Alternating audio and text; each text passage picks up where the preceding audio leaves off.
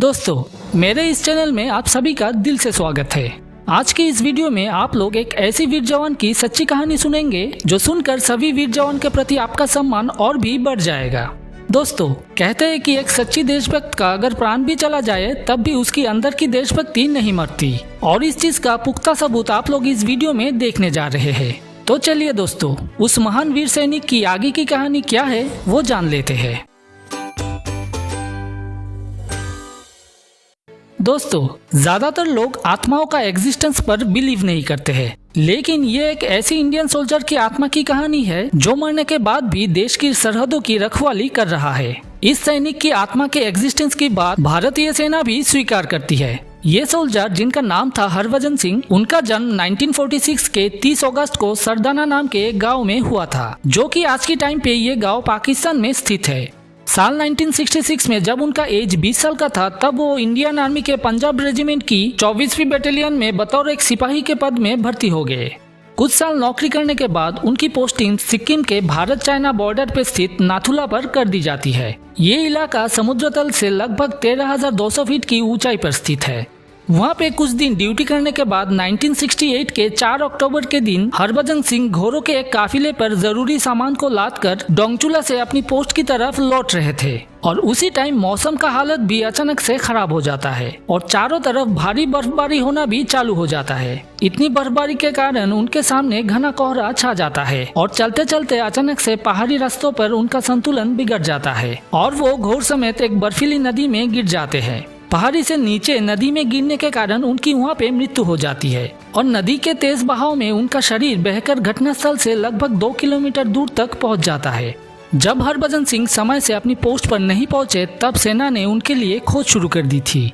बहुत ढूंढने के बाद भी जब हरभजन सिंह नहीं मिले, तब सेना को ऐसा लगा कि शायद वो अपनी ड्यूटी से डरकर भाग गए हैं। उसके बाद सेना ने उनके घर के एड्रेस पे उस घटना की जानकारी देने के लिए खत भी भेज दिया था। उनके गायब होने के 3 दिन बाद हरभजन सिंह की आत्मा अपने एक साथी जवान के सपने में आते हैं और ये बताते हैं कि उनकी मृत्यु हो चुकी है, और साथ ही साथ उनका शरीर अब किस जगह पे है इसका लोकेशन भी जवान को देते हैं। और हरभजन सिंह उनके साथी के सपने में ये भी बताते हैं कि मृत्यु के बाद भी वो अपनी ड्यूटी को करते जाएंगे।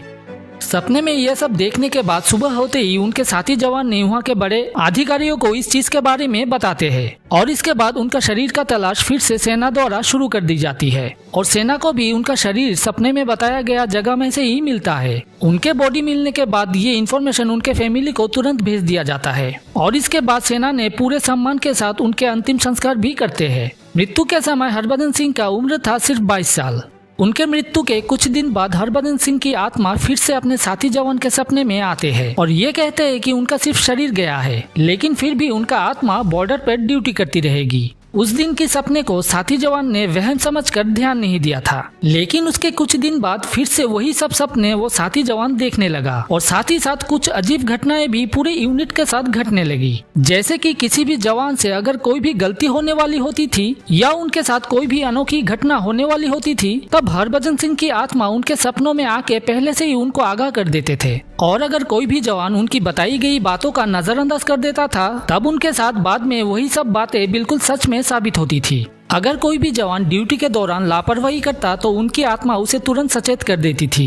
वहाँ के जवानों को हमेशा ये एहसास होता था कि एक इनविजिबल जवान हर टाइम उनके साथ ही बॉर्डर की रखवाली कर रहा है। ऐसे ही दिन बीतने से हरभजन सिंह इंडियन सोल्जर्स के लिए बाबा हरभजन सिंह बन चुके थे।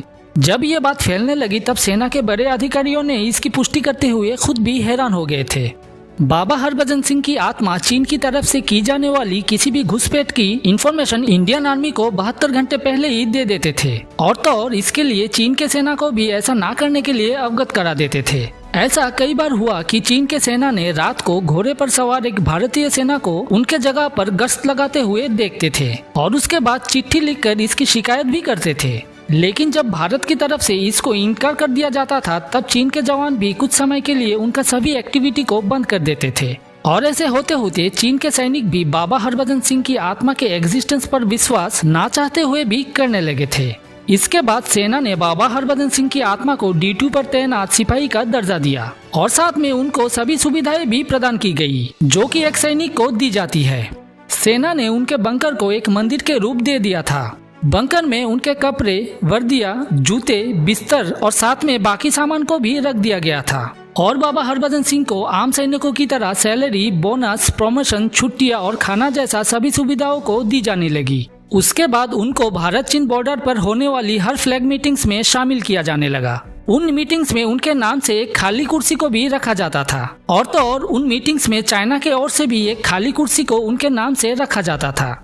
हर जवान को साल में कुछ महीनों के लिए छुट्टी मिलता है। इसी प्रकार बाबा हरभजन सिंह को भी हर साल के 11 सितंबर को 2 महीने के लिए उनके गांव कुका, जो कि पंजाब के कपूरथला डिस्ट्रिक्ट में स्थित है, वहां पे भेजा जाता था। उनके नाम से ट्रेन का टिकट को भी बुक किया जाता था और सेना के 2 जवान उनके सामान को उनके घर तक छोड़कर आते थे और छुट्टियां खत्म होने पर उनको वापस भी ले आया जाता था। उन 2 महीने के दौरान बॉर्डर पर जवान हाई अलर्ट पर रहते थे, क्योंकि उस दौरान उनको बाबा हरभजन सिंह से कोई भी मदद नहीं मिलता था। बाबा हरभजन सिंह उनके ड्यूटी के दौरान सिपाही के पद से प्रमोट होते होते कैप्टन हरभजन सिंह बन चुके थे। ऐसे करते हुए समय बीतता गया और 2016 के दिसंबर के महीने में उनको ड्यूटी से रिटायर कर दिया जाता है। उनकी रिटायरमेंट के बाद जब तक उनकी माताजी जीवित रही तब तक उनका पेंशन माताजी को भेजा गया। वहाँ के जवानों का ऐसा मानना था कि बाबा हरभजन सिंह के रिटायरमेंट के बाद हमेशा के लिए वो मंदिर में रहने लगे थे। उस मंदिर में उनके लिए एक बेडरूम, ऑफिस रूम को भी बनाया गया था। उनके बेडरूम की हर दिन 2 टाइम सफाई किया जाता है और उनको चाय, नाश्ता और खाना समय समय पर परोसा जाता है। वहाँ के जवानों के हिसाब से बाबा हरभजन सिंह आज भी मुस्तैदी से बॉर्डर का रखवाली करते हैं, क्योंकि सुबह को जब उनके कमरे की सफाई की जाती है तब उनके जूतों पर मिट्टी लगी हुई मिलती है और उनके बिस्तर पर सिलवटें भी दिखाई देता है, जैसे कि कोई उस बिस्तर पर लेट के उठ गया हो। उस इलाके में आज भी जब कोई नया जवान ड्यूटी को ज्वाइन करता है तो सबसे पहले बाबा जी के मंदिर में माथा टेकता है और उनसे उनकी रक्षा करने के लिए प्रार्थना करता है। बाबा हरभजन सिंह के प्रति उनके भक्तों में गहरी आस्था है और इसीलिए बाबा जी के मंदिर में आज भी भक्तों का भीड़ जमा रहती है। सभी भक्तों की सुख सुविधाएं और देखरेख का जिम्मा इंडियन आर्मी के सेनाओं ने उठा रखा है। भक्तों की अगर सुने तो आज भी बाबा ड्यूटी से लौटकर उनकी समस्याओं को पढ़ते हैं और उनकी मदद भी करते हैं। भक्त इस मंदिर में प्रसाद के रूप में पानी के बोतल को चढ़ाते हैं और लौटते समय साथ में पानी का बोतल लेकर चले आते हैं। उनके भक्तों का ऐसा मान्यता है कि उस पानी में बाबा जी के आशीर्वाद रहता है, जो कि किसी भी रोग को दूर करने की ताकत रखती है।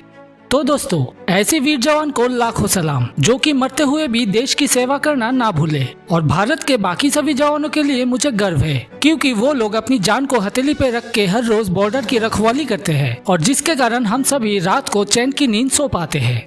ये सच्ची कहानी सुनकर आप लोग अगर कुछ कहना चाहे तो जरूर कमेंट पे लिखना। तो आज के लिए इस वीडियो को यहीं पे खत्म करते हैं। जल्दी मिलेंगे नेक्स्ट किसी इंटरेस्टिंग टॉपिक के साथ।